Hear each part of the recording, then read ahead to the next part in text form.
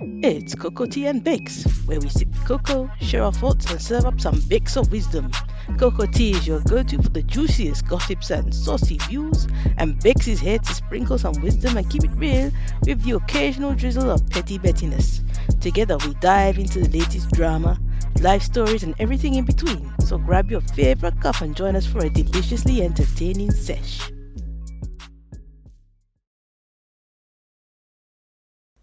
Season 1, Death in Paradise, The Comeback. So, Bakes, what do you think of the new recruit? Pineapple Boy. It's quite funny though, but I thought it's quite nice that he finally disclosed to Darlene that he has trouble with his attention. Yeah. I thought that was very brave of him to do so. But to be fair, it meant he had to get caught out a few times in order for that to happen, which really, Dolly is quite nice. Once you tell her, she understands straight away, really. But yeah, I thought it was quite funny. You know, Inspector, just Inspector. I remembered.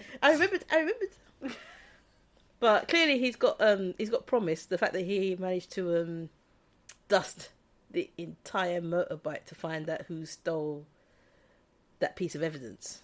That was clever, though. That was, yeah, because he knew he put it in there. I thought to myself, he clearly did put it in there. It's just a case of wherever he wasn't looking, which was at his phone, somebody clearly went up behind and took the opportunity, or should I say, the murderer took the opportunity to nick it, which he did. But yeah. There we go. No, I think it was wise, it was sensible, and I think it's interesting how they're trying to bring in diversity into the program in a fun but also insightful way, because they're not making him look dopey. No, he's highly intelligent, clearly. Yes, yeah, because he had the gumption to do it. Yes, he had the brains to think, well, actually, I know I did something. How can I find what happened to it? But yeah. I think what was also interesting is the fact that he said, if you need someone to catch a robber, I'm your man. But yeah, he understood the need for speed. I might not be good at anything else, such as paperwork, but if you need a runner, I am your man. I'm like, okay, we know what your talent is. And sure enough, they put him to the test, though. Oh, yes. Yes, they put him to the test. Man wanted to run, wanted to go on the zip wire. Oh, we'll talk about that later, detective. Oh, yes. On the zip wire. What makes me laugh is, I think it was Naomi who reckoned if they ran it, it'd be 15 minutes. Yeah. My guy did it in 6. Yeah. There you go. I was like, okay. See, if he was going for a world record, he would have smashed it. But I think he's going to be a welcome addition to the team. I think he will bring some lightness and a bit of joy. So, in this episode, we had people competing. Yep. The young man, what's it called? He's winning. He's on the zip line. So you got 2 contestants. Yeah. 2 contestants running. He's winning. The young lady says she's had an accident. She's hurt her ankle. She has hurt her ankle. Yeah. Now he gets on the zip line. He smiles to the camera. Yep. He's flying down. As far as he's concerned, he is winning at this point. He is in the lead. And then as he gets through the clearing to the end, he's slumped. Non-responsive. Comes at the end of the zip wire. Dead. So, my question to you, before we get into the show, did you predict the ending?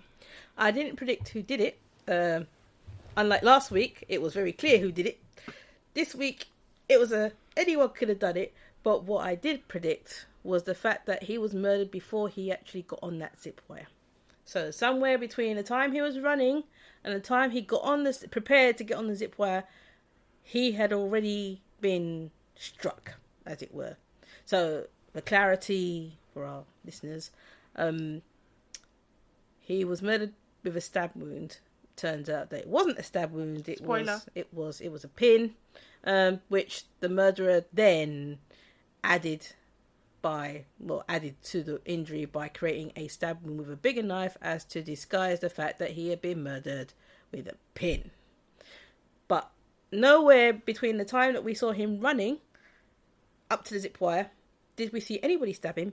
Equally, it was shown, well, they evidenced it by getting the young policeman to run, which we'll talk about in a bit, that there is no way that somebody could be hiding in the trees, because there was a point where the drone that was following him on the zip wire couldn't see him. So there was no point in between the time that the drone last recorded him to the time that that we saw him come out of the jungle slumped, that somebody could have stabbed him. So it's a case of, how was it done? And you know what they say, what was it with Sherlock Holmes, where they say, when everything that is reasonable is not possible, what's left is the truth. I may have said that wrong, but that's the essence of the speech. She says with chest for those who can't see her. For those who can't see, I am saying it with my full chest, with me, a whole me, saying, if you discount everything else that seems reasonable, then whatever's left, no matter how crazy it is the truth. And my truth was, he was struck before he reached that zip wire. What do you think? Cocotti. So, I was in two minds. So my first one, at the beginning of the show, when you see the young lady stumble and say she's hurt her ankle, it was so obvious. It was, she was clearly she was faking it. Yeah, that she was faking it. My girl is no actress. She's not winning no Oscars. No Emmys, no nothing. Oh, I hurt my ankle. Oh dear, poor me. Woe is me. Yeah. Because the guy even offered to help her up, and she didn't even try. No, she's like, no. Nothing. Yeah, she was like, no, go ahead. I was like, okay, so you want him to win. It was clear that she wanted him to win, but I don't know, well, not so much wanted him to win. It was clear that she was taking a fall. Whether she wanted him to is another story. That's true. So part of me was like, could it have been pre-recorded? So somehow they both knew, cause it felt like he might have been in on it a little bit, like the way he smiled at her towards the end. Like it was a fake contestant run, as it were. Yeah. I was like, okay, maybe he's in on it. And then somehow they pre-recorded this, and then someone's there now and kills him, and then just puts him on the thing. Yeah. But then as we're going through, the more and more I thought about it, I was like, no, I think there's something on his harness that killed him, like stabbed him. Not someone that's deliberately put something there to kill him. Yeah, not that someone was there to do it. Yeah. Somehow that's how it happened. So that it was live and it was real, but he just got stabbed without knowing it. And by the time he got to the end, he was already dead. Yeah. And little did we know, I wasn't right. But it wasn't totally wrong either. Yes. So in essence, we were both right in the sense that we knew that something happened to him before he hit that zip wire. We just couldn't figure out the how. Yeah. And I couldn't figure out the who. Because I suspected everybody at that point. Everyone had something to hide. I thought it was Dale, the Peeping Tom. Yeah. The Peeping Dale, you mean? The Peeping Dale. The Peeping Dale with his drone. Only because I just feel like drones, I just had the vibe, You know what it is? Oh, I originally thought it was the producer because there were instances where he was missing and he was by himself. So it's like, well, he had motive, to be fair. Yeah. All of them had motive, unfortunately. But he was one that's probably missing the most, whereas Peeping Dale was in plain sight, but like I said, he had his drone, so he could have at any point. But equally, so could have the runner, but in places that we could not have seen. And as for that other woman, whose name I can't remember, the one that, had her own motives for wanting the producer and the show shut down. Lisa. It was hard to see what her motive was, considering that, she liked him. But then as the story unfolded, it turns out that this man knew a lot about all of them. And he even had an affair with Lisa, didn't he? Yeah. Yeah, so they were having a little love affair. Yep. Yeah. So it turns out, spoiler alert. There's a lot of spoiler alerts in this episode, to be fair. Peeping Dale was peeping. And murdering. All for true love. To love, yeah. Jealousy. He wasn't even happy that, she was with the next man. Yeah. There are some things that you can say and there are some things you can't say. But basically, he was a peeping drone Dale. And he was in places that he had no business being, him and his drone, listening to conversations he had no business listening to, which unfortunately led him to do acts that he had no business doing. I mean, my guy saw many birds and realised he could take them out with one stone. Which, or in this case, a pin. With a pin. He did, but boy, at the cost of murder. Should I say it again? Murder. Is it really worth someone's life? Yeah. No. He could have easily took that down without having to kill anybody. But no, I think that was an act of jealousy. That wasn't an act of love, killing that dude. But that girl didn't even like him like that. I mean, that feeling was one-sided, you know. One-sided. Only one person fancied the other. She didn't fancy him at all. He was just a friend. He helps me out. And, you know, the detectives have to tell him, it's a bit more than that, love. But my issue is this. How are you going to go to jail for someone who don't even care about you like that? It's love, innit? No. All in the name of love. He's fancied her for a hot minute, you know. It's not just today. He's like, oh, I've just seen you. I like you. It's a case of, I've liked you over time. The moment I saw you, our eyes locked. To be fair, you only looked at me as a friend, but I saw you as something more. And was willing to go to jail. He was willing to commit murder. And go to prison. Exactly. Well, if it weren't for the pearl, he would have gotten away with it scot-free. It's very much a Scooby-Doo. I was just thinking that. It's a Scooby-Doo, isn't it? Kids. And I want to get away with it too. If it weren't for you pesky kids. Wow. But there we go. There you have it. You know, it was an interesting episode. Lots of twists and turns in terms of people with motives, alongside what's going on with the detective, the new recruit, Pineapple Boy, and the commissioner. Yes. Shall we talk about the commissioner? I'm sad about the commissioner. I think we're all sad about the commissioner. He has been like a stalwart for the entire series of Death in Paradise. He has been a father figure for so many people who've been in that police station. Yes, he has. He has been a trusted friend. He has been sage advice. Sometimes he has been a grumpy old man. Yes. He started off much more stern. Yes, he did. And he sort of mellowed over time. But he has. Well, I say that, but considering the new detective, I don't think he's mellowed at all, really, has he? He tried. No, he tried. The amount of times the commissioner shouted at that detective, rightly and justly, I might add. But in the words of Doreen, what did she say about the new detective? Sorry, Detective Inspector? What did she say? Remind us. He rude. If. But I'm wondering whether our viewers might have noticed the correlation between how the commissioner behaves with the detective inspector as opposed to how the detective inspector behaves with Pineapple Boy.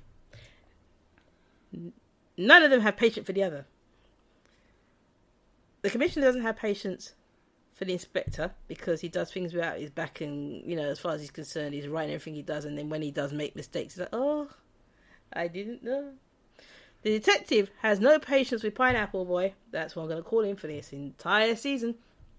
Has no patience with Pineapple Boy, especially when he says, I'm sure I did this and the other. The face alone suggests, boy, if you don't get out of my face right now.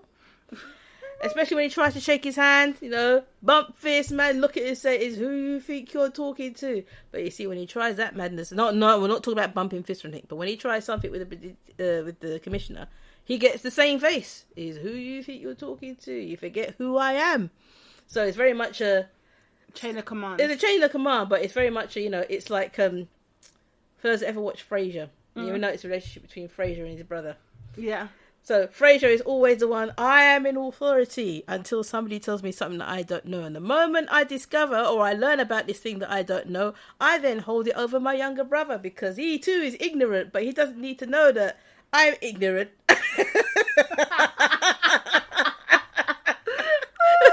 Because I just learnt this 5 minutes ago. He don't need to know that. All he needs to know is that I've known this since time immemorial. Wowza. But it's true though. But I think that's what makes it funny is the fact that we as the viewers know that, you know, you've only just gained this intelligence. But the way you land it with your brother, it's like, yeah, I've known this forever. Where have you been? You should have known this forever too. But you don't, because you're your younger brother and you're daft. But I think for me, it's juxtaposition because the commissioner and the inspector deserves it. He don't listen. Of course. Yeah. But to be fair, no, this is Pineapple Boy. But wait. Pineapple Boy is in the spirit of friendliness. Yeah, I understand it. He means well. Whereas the detective is just like, yeah, I'm a detective. I know what I'm doing. I don't need to be listening. He's like, yeah, we don't need no stinking authority. I can just go and ask people what I feel like without, you know, despite the fact that the commissioner said, wait for me, yo. I am the commissioner. Wait for me. No. Despite Darlene telling him, don't touch the fan. No, I know better. Let me go touch the fan, break up the office, and then realise, oh, you know what? You were right with the fan. I felt like, talking about not listening to the commissioner, I felt like when the commissioner confronted him that morning before his flight, he had no patience. Of course not. He had no time. Well, no. He had a plane to catch. You got to remember, the commissioner was dealing with his own stuff. Yeah. So he really had no time to be dealing with the stuff of his subordinates. Yeah. And the way the inspector looked like he was about to pop himself. Yeah. It was beautiful. Yeah, he's like, oh, well, I didn't say that. That's not what happened. You know, he's one of those children that only listens when you shout at them. It shouldn't have to be that way. Like, you know, don't touch the fan. I said don't touch the fan. He's that kind of child, you know. You tell him don't touch the fan. You know, let me touch the fan. Don't touch the fan. I'll tell you what, when I was younger, I had to babysit some individuals whose names I will not mention. They'll probably know who it is if they listen to this podcast. They spent some time with us, and there was a particular item I didn't want people to touch it, and this person was touching it. So I was like, can you not touch that, please? And he was okay. Touched it. Because, can you please stop touching that? Like, the first time I went, touch it again and see what happens to your finger. Next thing you know, I went, touch. They looked at me to say, looked at me ready to cry. I went, don't cry. I'm not quiet. I goes, what did I tell you not to do? Touch it. I goes, what did you do? Touch it. I went, how many times did you touch it? 3 times. What did I say was going to happen if you touch it? I goes, what happened? I goes, oh, then. Don't say you weren't warned. So yeah, I reckon the detective is one of those people that he'll touch until the point somebody shouts at him not to touch it, and then he's like, "What are you doing, Bats?" And then starts protesting because it's not his fault that his fingers don't understand no touching.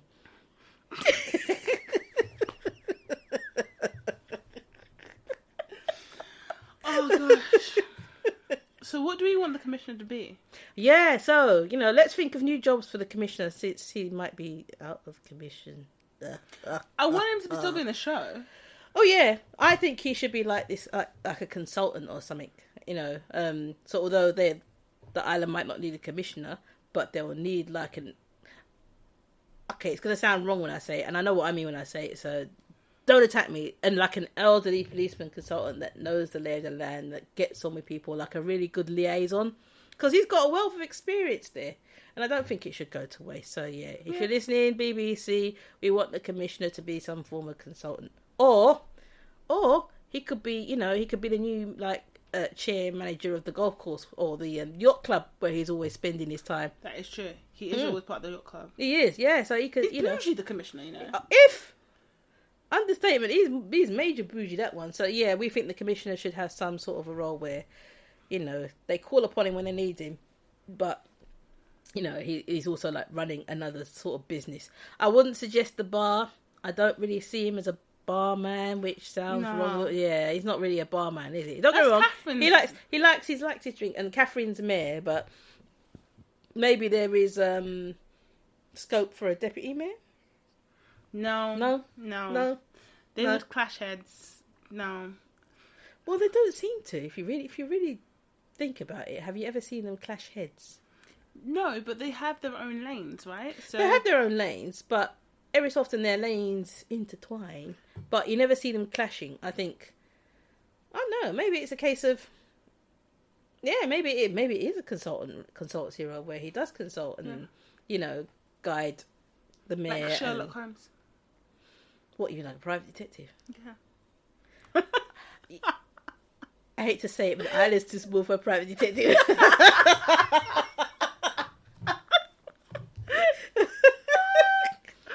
I'm having too much fun by myself. She forgot about me, people. No, like I'm here. You know, you think about it in your head, you're like, oh dear. That'd be hilarious. So yeah, BBC man, find some way to keep him in there. Every so often you have, maybe he'll be one of those people that comes back and do like guest appearances every so often. You know, like Dwayne. Yeah. Yeah. But no, I don't want him to be gone. I think he will go, but I think it's how often he may want to come back. Because, he might actually want to retire. I mean, not the commissioner, the actual star, I mean. Oh, the actor? The actor himself, yeah. He might want to retire. We don't know. That's the thing, isn't it? It's not about him. Oh. It's not about him. Okay. No, it's about us. Okay. It's about us, the viewers, yes. We don't want him to go. It's about the show. But remember, all the core people are gone. Yeah, yeah, that's true, actually. Apart from Catherine. Yeah, Catherine's still there. Yeah. Yeah, all the core people are gone. It's only Catherine that's still there. Okay. Yeah. And the commissioner. Well, BBC find a way to keep him there. Yeah. Or... he has no choice. Bring back the French detective. Not detective, but... Yeah, she was detective. She was detective, yeah. But she's got a kiddie now and family, so I don't know whether they'll... Even more reason to come back. She'll come back on holiday, innit? And visit Catherine, maybe. If her little or one... move, so she has family support. The whole point of her moving away was that, to further her career, and clearly she found somebody that she got picked in, and so... Yeah. Damn it! Damn it. Oh, well. Never mind. Moving onwards. Miss Naomi, doing a fabulous job, but at the start of the show, she was caught off guard with Doreen. Do you remember why? Doreen? Yes, Doreen. Darlene? Sorry, Darlene. Wow, Darlene, my bad. See, penalty now, you're going to have to answer that, because... So, it's recorded after the murder. Mm-hmm. Darlene and Naomi are at the scene, and they get... Oh, when he comes back in it, a phone call from the detective. Yeah, I felt for them. And Darlene forgot to put it on mute. Naomi forgot to put it on mute. Yeah, she's like, my finger was down, I'm sorry. After she does say, what, he's back? I heard that. I thought, I thought, oh well, now you know how they really feel about you. He don't care. No, he don't care, but now he's going to care even less. Oh, God. He cares even less, but he still remembered to say please to Darlene, though. She made a point. She didn't move. Well, of course. He was like, glove. I don't blame her, though. Come on, now. Don't get me wrong. It's one thing if it's in a major emergency, but that person's already dead. Yeah. He ain't going nowhere. I won't use any names, but in a workplace, yeah, a manager said to a member of his team, he was telling me that they would just write his name and then the message. Right. No hi, no how are you. Okay, yes. No, and no thanks at the end. Yes. But nothing. Okay. Just name and yeah. He was like, it's a little passive aggressive. Do you think? Yeah.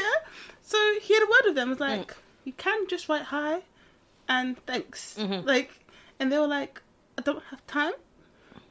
And he was like, if you don't have time to write hi, we change the role, because clearly something isn't working here. Yeah, because hi, it's 2 letters. I always say hello. Yeah. Hello. I think it depends on who it is that you're emailing as well. There are some people you say hello with, and then people say hi. If it's a group, and it depends if you're upset, if a capital H, upset. Then if you're upset, then it is a case of hi, hello. Sometimes I don't even put the name. It depends how upset I am with whatever it is that they haven't done. Not what they have done, it's usually what they haven't done. And it's dependent upon how many times I've asked them. So chances are that is probably correspondence number 4. So it starts off with hello, name, hello, name, hi, name, hello. Message. The kind goes out the window and it just becomes regard. Yeah. Yeah, because that's when they know I'm serious. And they can either choose to respond to that or not at that point. At that point, my caring has also gone out the window. Mr. Manager goes, Bakes, are you okay? No, he goes, Bakes, what happened here? And I'm like, they woke up the tiger today. The tiger was sleeping, minding its business, and then they emailed stupidness, and so I respond. I don't like the tiger. The tiger scares me. Yeah, unfortunately, my boss, who's soon to leave, understands when I send certain emails. He doesn't say, "Am I right?" He just says, "What happened?" Who hurt you? What happened? I saw your email. It's very strongly worded. What happened? I goes, he didn't respond. I goes, was I wrong in what I said? At which point comes the, no. And there's no but either. You're absolutely right in what you said. I mean, I'm always expecting a but you could have been a little bit more, but you could have said this. I never get it. That's nice. Oh, no, which it's because my emails are to the point. So, as an example, if somebody doesn't do an investigation to my satisfaction, by that I mean give suitable answers that explains everything, and I ask them 3 times. The 4th time, it's we can because of your lack of information, we can no longer continue. Any legal implications is on your head. Note this is like the abridged version, but I say it in a much nicer way, and it's very formal. At which point, depending upon the team, some respond back straight away, I'm sorry, and some don't, because they're like, yeah, I don't want to respond back to her. Yeah, because they're like, yeah, she's upset now. We are afraid. We are backing away. I'm not that bad. Insert the emoji of Homer Simpson backing into the bush. We have digressed. Oh yes, we have digressed. So we were talking about Darlene and Naomi and the whole getting off court guard with the whole mobile phone thing, and now the detective really knows what they think of him, and you seem to think he cares even less. But saying that, he had that heart-to-heart with Naomi later on in the show about his mother and everything else. But that's after the commissioner shouted at them both, and she's like, "Why am I? What I have so many questions." She was like, I laughed. She was like, in her mind, she was like, I don't understand what I did. This is very much like, what did I do? All I did was stand here. But to be fair, she should have kept quiet when he was ranting at the detective. If she kept quiet, he wouldn't have turned on her. But the moment she said, but I could work this out, I thought, you need to, nope. Because the eye just went, shoop. And I was just like, oh, if only you just kept quiet and maybe done like you said at Homer Simpson and just backed into those bushes that weren't even there, he might not have seen you.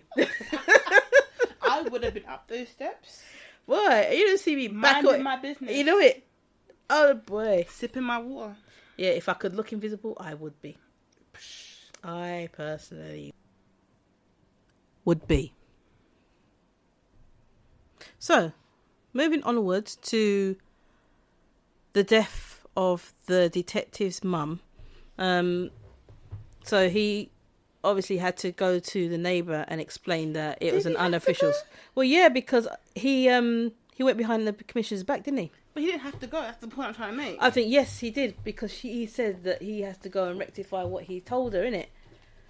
So, but what I mean is, he should never have gone to talk to her in the first place. Well, we know that. That was kind of obvious when he said, "Don't go without me." Sorry, when the commissioner said, "Don't go without me," but he went without him, and then said, "I think my mum made." The woman went back to the commissioner and said, "He said don't something bad." Obviously, not in a high pitched voice that I did, but yeah. Caribbean people are so fast. Oh, well, he definitely was fast. And then when he got caught, and the commissioner shouted at him some more, did he realise it's a small island? What you say will come back to you in ways that you would not necessarily like. And it went back to the commissioner, which in turn went back to him, and he got an earful and was told, make this right, because at the end of the day, what you told the woman is that we're doing some investigation and it's not an official investigation. He gave you the file for closure, but you decided that it's not just as simple as all that. Which brings us on to quite a sensitive topic. So, I don't know for you, Kokoti, but when he was investigating, questioning the neighbour about what the last movements of his mother, and the mother said that he was playing a particular song, and the song is about saying goodbye, going on a journey and whatnot. It made me think that if it wasn't an accident and it wasn't murder, was it something else? And that something else that came to my mind was it she was basically saying goodbye to the world and deliberately went out to sea and didn't return? I don't think that would be the outcome. But this is the thing, we don't know, isn't it? It's in a way, the show has gripped us into sense of thinking, could that be? Remember, it's all about solving crimes. Yeah. What if this wasn't a crime, nor was it an accident? And that's the thing, isn't it? You don't really think about those things. I mean, for this detective, if you think about throughout the Christmas season, these last 2 episodes, for him, everything pointed to a murder. This is not an accident. But I think when he heard the song, because he played it, it's amazing how that shack has some serious records, though, innit? Gosh. But for me, it's a case of when he started playing the record and you really listen to the words and you look to his face as he listened to the words, the realisation hit is that, again, crazy it may sound, it might not be an accident, but equally it might be something else. And if that was the BBC's intention or the producer's intention to make us think of that, I would have to say it was very cleverly done. But equally, if I'm going down the wrong path, which is possible, it might well end up being a murder after all. But, the seed has been planted, as it were. Yeah.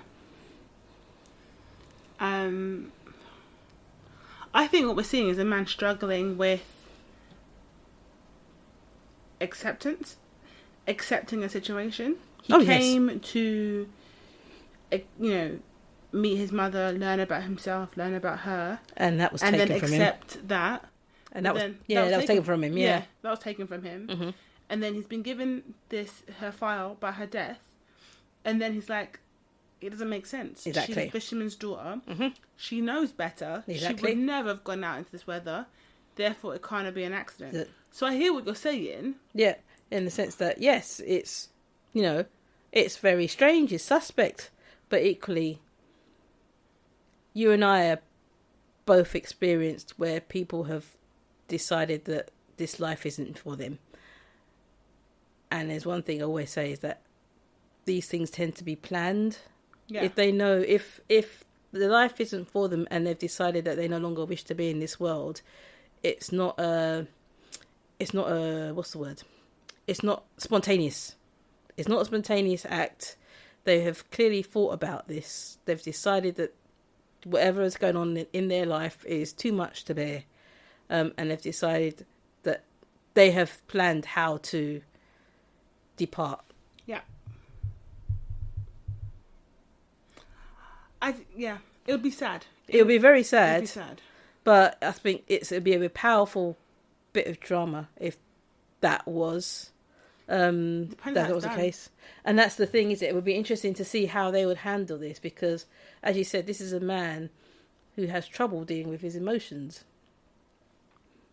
It's, he, as far as he's concerned, he's, I wouldn't say self-made man, but he knows his mind. He's very forthright. He's very, no one can tell me this. Ain't that the truth? I mean, no one can tell me this. Fan, perfect example. Don't tell me about the fan. I don't need your advice about fans. You don't need advice about nobody, but I think he's going to need to, if this doesn't go the way that he expects it to, he's going to need somebody to talk to. I think he started to do that with Naomi. He started to do that. I hope that he treats her with a bit more respect that he's done in the past. You're asking too much of him. I live in hope. I live in eternal hope. Yeah, boy. That, he might, get some manners. But equally, it would be, like I said, a very, very powerful piece of drama if that is the way they choose to go with it and decide to, address it. I'm trying to think whether they've ever addressed it in the past. I don't think they have. I think there was one where it was suggested that this person had taken their life, but it ended up being murder, I think. Yeah, no. There's been a few cases like that where they think it's I think it's suicide, but it's not suicide. It's apparent, but it's not. But it's murder. Yeah. Yeah. So, and this may well be the case. We've been led down the garden path before. There's been twists and turns, so I reckon there'll be a few more twists and turns before we find out. Well, before we discover what actually happened, didn't happen. I'm hoping that someone from his London family comes to the island to shed more light and a different side of him. It's not really mentioned his peeps. Yeah. He's not mentioned his peeps in the ends. All he's mentioned is his police colleagues. I've got a mate in this copper, this district, this police station. But it's never, like if you notice with the detectives of the past, with maybe minus the first one, they've all mentioned some family, friend, mother, daughter, father, sister, ex-girlfriend. Yeah. Oh gosh. But there's always that personal connection. With this one, we've not seen it yet, and I'm wondering whether that might come, like you say, come to fruition. I think we need to see a different side of him. We do. We need to see a bit more emotion. It would be nice if we got to see it. Well, we did get to see a little bit of comedy. Zip wire. How about that? Pineapple Boy wanted to go on the zip wire, but he ended up running. Who went on the zip wire? Our very own Detective Inspector. He did not look happy. He weren't. You could hear him screaming. Ah. He did not enjoy it. It reminds me of my dad on rides. Yeah. He did not enjoy it. He did not want to partake. Mm-mm. He wanted to inspect. Yes. As per his name. Yes, indeed. And he would have, I think if he could do the running, he probably would have. But because he knows he ain't as fast as Pineapple Boy, he's like, you know what? I've got to take the hit here and do the zip wire. Yeah. But clearly someone managed to talk him into it, because when he was on it, he's like, I don't know why I'm doing this sort of thing. And I'm like, well, you wanted to prove that it couldn't be done. Who else is doing it? No, nobody else was doing it. I'm just wondering who managed to persuade him to. Probably Naomi. Yeah, probably. It weren't Darlene though, was it? Oh God, those two are gonna be the comedy duo. Yes. Of the season. Yes, Darlene's gonna put him under manners. Yes. And Pineapple Boy is gonna try his best to be friendly with the detective. And the detective's gonna be like a cat. Don't want none of it. Stay away from me. Don't want to know. I'm only here temporarily. Boy. I told you, the man is like... He's there for 3 months. Wine. Free, we eat wine. I told you, the man, he keeps coming back like a boomerang. Yeah. He's going, but he's coming back. He's going, but he's coming back. Right. I'm gonna put one question out. Did you see the clip for the next series? The next episode? Yeah, next episode. Sorry, next episode, not series. Next episode. I must have, but I don't. It's not coming to mind. So basically, he ends up seeing a snake, and he does what I would have done.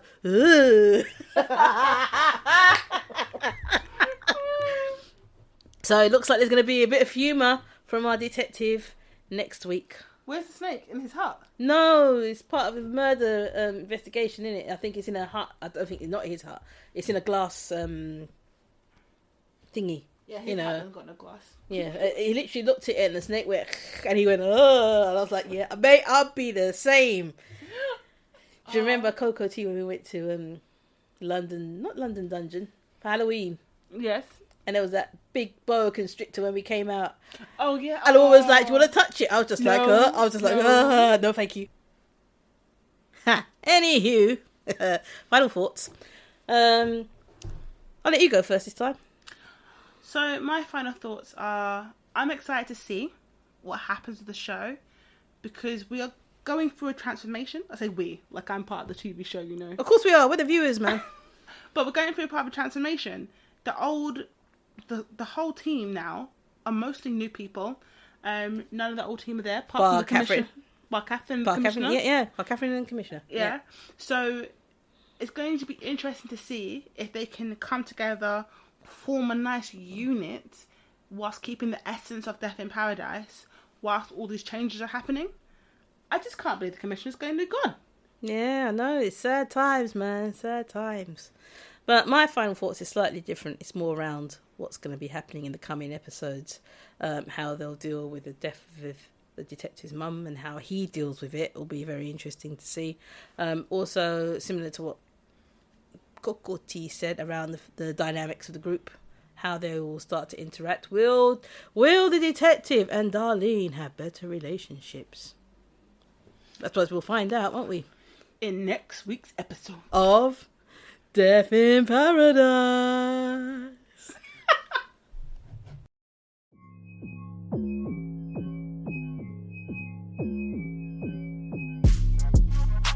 You have been listening to Coco Tea and Bakes, where we have been serving up some bits of wisdom along with some saucy views from the Coco Tea. Join us next time for more of the same.